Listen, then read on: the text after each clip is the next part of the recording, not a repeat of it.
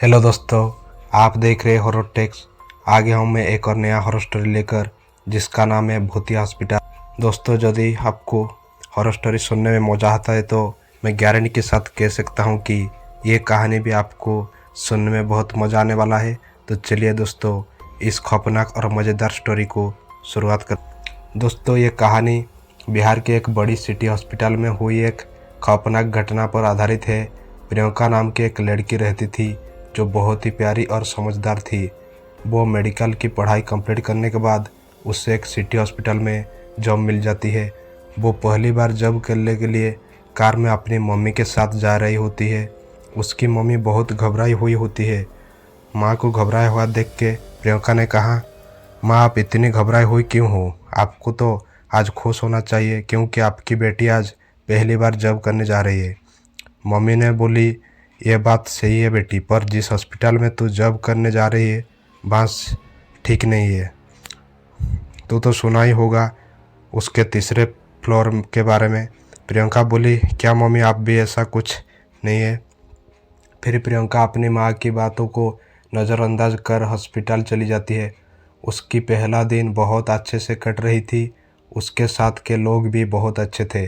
फिर प्रियंका ने अपने साथ के एक नर्स से तीसरे फ्लोर के बारे में पूछा।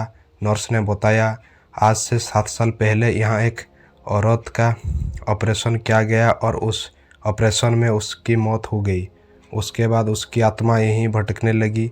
फिर तांत्रिक के बुलाकर उसकी आत्मा को तीसरे फ्लोर में कैद कर लिया गया है, लेकिन अगर जान प्यारी है तो उस दौरे के तरफ देखना भी मत। इन दोनों की बात हो रही थी।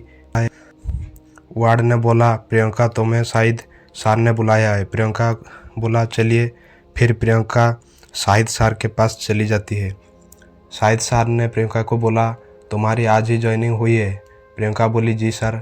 शाहिद सर ने कहा, मैं तुम्हें एक दवाई की लिस्ट दे रहा हूँ, ऊपर जाकर स्टोर से ये दवाइयाँ लेकर आओ, पर इंजेक्शन काफ़ी महंगे हैं। प्रियंका ने बोला, जी सर, मैं अभी लाती हूँ। जब प्रियंका ऊपर स्टोर से दवाइयाँ लेकर सीढ़ियों से आ रही थी तो तीसरे फ्लोर पर आती उसकी हाथ से दवाइयाँ गिर गया और कुछ इंजेक्शन लुढ़कते हुए फ्लोर के अंदर चले गए। प्रियंका सोची, ये क्या कर दिया मैंने? पहले दिन ही गड़बड़ कर दी। सर ने कहा था कि इंजेक्शन कीमती है, ध्यान से रखना। अब सर को क्या बताऊंगी? अगर सर ने गुस्से में आकर जॉब से निकाल दिया तो? नहीं नहीं, मुझे जॉब से हाथ नहीं धोना है। मुझे किसी भी हालत में इंजेक्शन तो लाना ही होगा।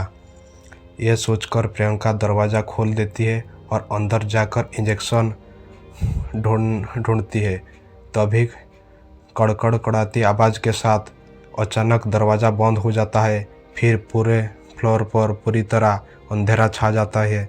फिर प्रियंका हड़बड़ाती हुए स्विच ऑन कर देती है। फिर एक छोटा सा बल्ब जलता है, वो झपकता हुआ, और तभी फ्लोर में किसी औरत की चीखने की आवाज़ और ज़ोर से आने लगती है।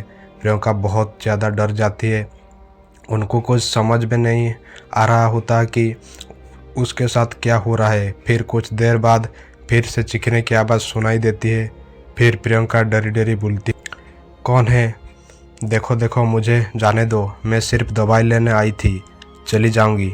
देखो, मैं जा रही हूँ, मुझे कुछ मत करना प्लीज़।